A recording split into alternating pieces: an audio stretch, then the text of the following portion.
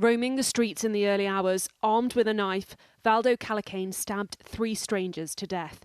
He said voices in his head told him to do it. His victims were Ian Coates, Barnaby Webber and Grace O'Malley Kumar. Calocane's brother later sent a letter to their families. We can exclusively reveal what it said.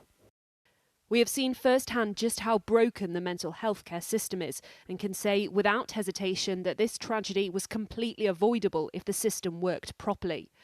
My mother regularly expressed concerns to the relevant services about Valdo's mental deterioration, but these were constantly played down because he looked okay. Of course, we knew this not to be true, as he would constantly speak of his paranoid delusions to us.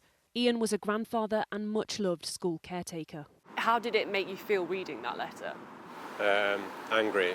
Basically washing his hands of responsibility here. Him and his mother, they did what they could, but it was all down to the NHS. It was down to the mental health for not doing what they needed to do. But they knew he was unwell and they didn't do enough to help him. Barnaby Webber's parents have decided not to read the letter. And now more painful news for the families after Calocane's relatives spoke to the BBC's Panorama programme about his medical records. This entry is from the second admission into hospital. The second time he's been sectioned? Second time he's been sectioned. And yeah, there's an entry here about a meeting that the doctor has and a chat he has with my brother. And, you know, my brother is so psychotic that the doctor notes that there seems to be no insight or remorse and the danger will be that the next time this will happen again and perhaps Valdo will end up killing someone.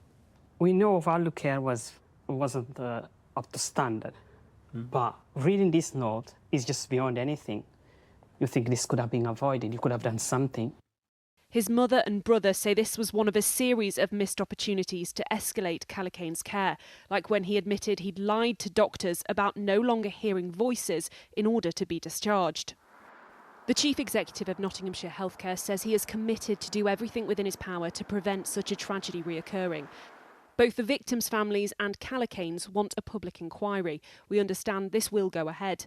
Tomorrow, the body that inspects mental health services will release a review of the way Calocane was treated. It's expected to reveal even more damning information. Becky Cottrell, Sky News, Nottingham.